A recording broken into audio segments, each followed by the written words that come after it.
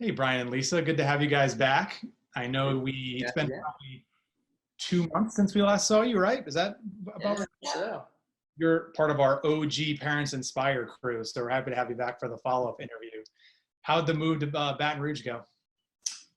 it went pretty well as everything considered, with the timing of it and bringing the three little ones and getting all our stuff delivered and just getting on our feet. So I think it went as well as could be expected. Awesome. Yeah, we found an awesome nanny to, spend part-time with us for the month and a half or so that we were transitioning in between daycare. So she plus my mom were such a blessing for us. They took great care of the kids while Brian and I had to work. So that really made things a lot simpler. And our neighborhood has been incredibly welcoming. We love it here. We have lots of grass for the kids. So they're very happy and that makes us happy. So all good things. One of my favorites is the little video on our shared album of them discovering the swing set in the backyard and realizing that it's theirs. Oh, so good. Pure joy. That's good.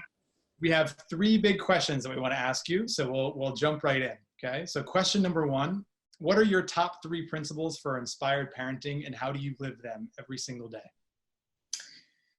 So got a lot of principles we try to live by, but I would say the top three would be fostering a caring environment, a confidence environment, and then a decision-making environment. They all kind of interconnect in a way. We always try to, between our backgrounds, ourselves, and our overall philosophy is to drive our kids to make decisions. They may not always be the best decisions, but that's one thing we really try to focus on.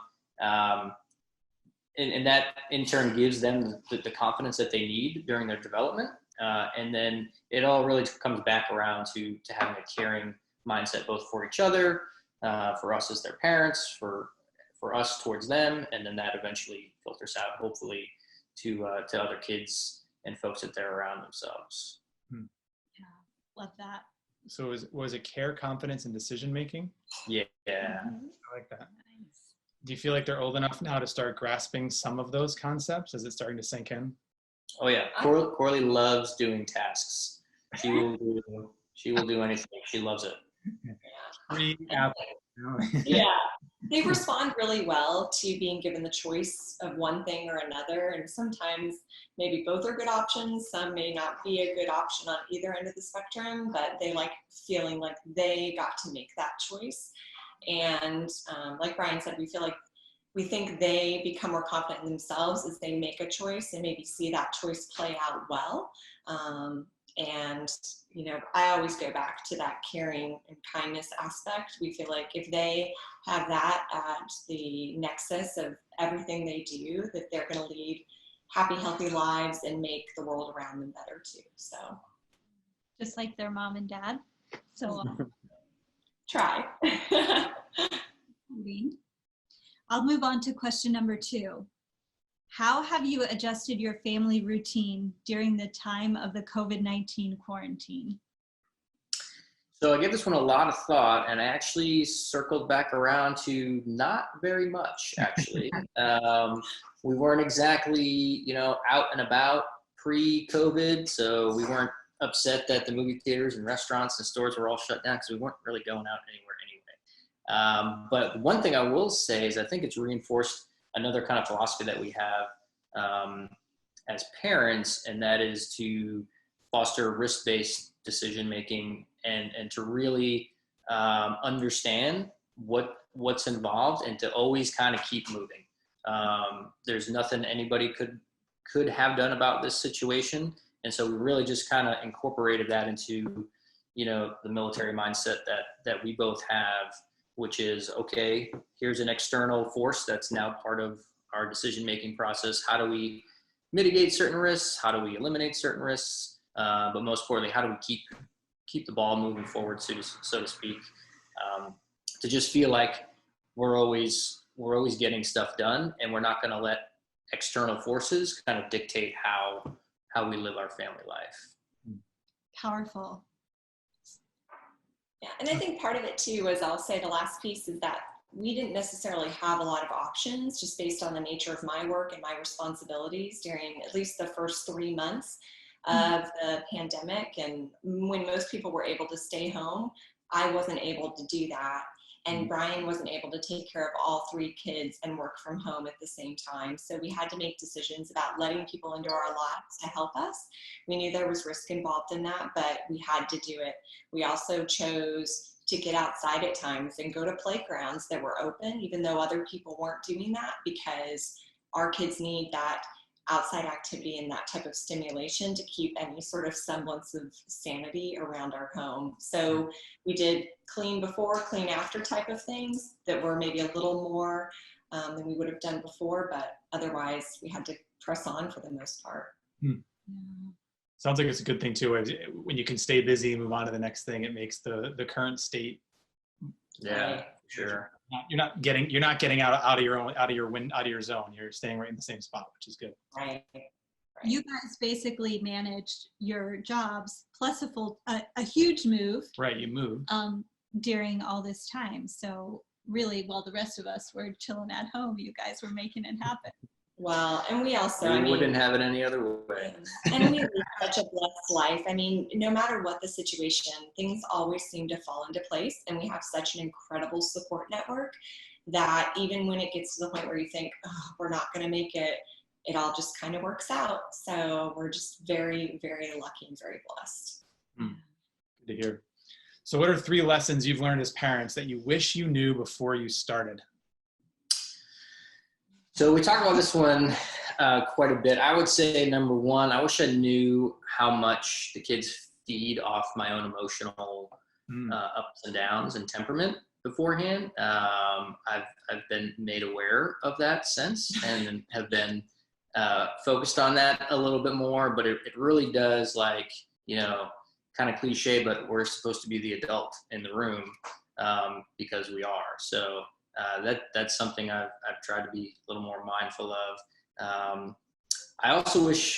We also wish we knew that you had to continue to put effort into your marriage as you grow and put effort into your family. Obviously, you know, kids come first in a lot of respects, but we both kind of discovered that, you know, that doesn't mean you can just like push pause on the marriage and focus on the kids. It's not really healthy. I think a good solid family comes from having a good solid marriage. And so you kind of really need to stop and come back around to that once in a while and really kind of reevaluate where the focus is. But I'm going to respond to that piece because I have said if I ever wrote a book about the first year of parenting, it would be that it's nothing about parenting and it really is about your marriage.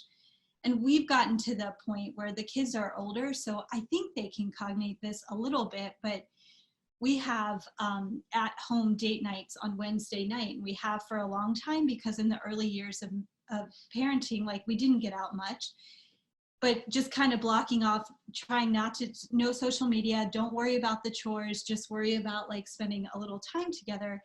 And like now the kids are like, oh, it's Wednesday night, it's date night, put us to bed fast. And I say to them, and there's some nights where Eliana will say like, oh, can you stay with me a little longer, read another book? And I say, no, I promise you one day when you grow up and realize you're really blessed because your parents don't only love each other, they like each other. And you talked about kind of that ethic of care in the home. And I think you model it as parents and staying connected. It isn't perfect. And there's certainly, you know, everyone has their own roller coaster within their marriage, right? But I think the more you invest in each other and remaining connected, you really are the foundation for being the best parents and having the best family you can. So I love that lesson. And it was eye-opening for us too, especially the demands of that first year are so crazy. You guys did it with multiple. You you pick your head up and you're like, oh wait, you're here too. Like it's really crazy. Yeah. So the last one I think I would say is that we wish that we knew how much we could learn from 2 and 3 year olds, and the lessons that they can teach us. If I knew that going in, I would pursue those moments a little more rather than being surprised and you know, heartwarmed by them. And so it's really a good feeling. It's happened, you know, numerous times, completely randomly. But you know, knowing that now, if I had known that, you know, going in, like I said, I think we would actively pursue those types of moments and not be caught off guard by them. Yeah, they're like kind of unfiltered, right? They're not jaded and have had less worldly experience to know, but it's like the simplicity of their thoughts and creativity. It's powerful. We've had those moments with our kids too, even now, and it's like, man, where did you get that perspective? Like, I looked at it, and it's like literally like you're looking at it from like 2 feet off the ground, and maybe it's just different than where I am up here. It's cool. We kind of feel like these three thoughts kind of come full circle, because when you think about how much your kids feed off of your mood and your own emotions, and then you watch them start to kind of parrot you and say things to their siblings that you have said to them, but then you also realize by watching them and how they're interacting and behaving, with kind of this third point in terms of how much you can learn from them, you realize how you may need to alter your behavior and your interaction with them as well as the outside world. I think that that's been really enlightening when I hear them say the words I use, and I think, oh, that's not really what I mean, or that's not the way I want to come across. Maybe that's a little more of a negative example, but we think it's a really positive outcome. Yeah. Well, Brian and Lisa, thank you for your time today. Yeah. Really appreciate it. We're so happy, guys. We think you're incredible parents. We love your children. We just appreciate you taking the time to share some more with Parents Inspired. Thank you guys so much for the chance. Thanks, guys.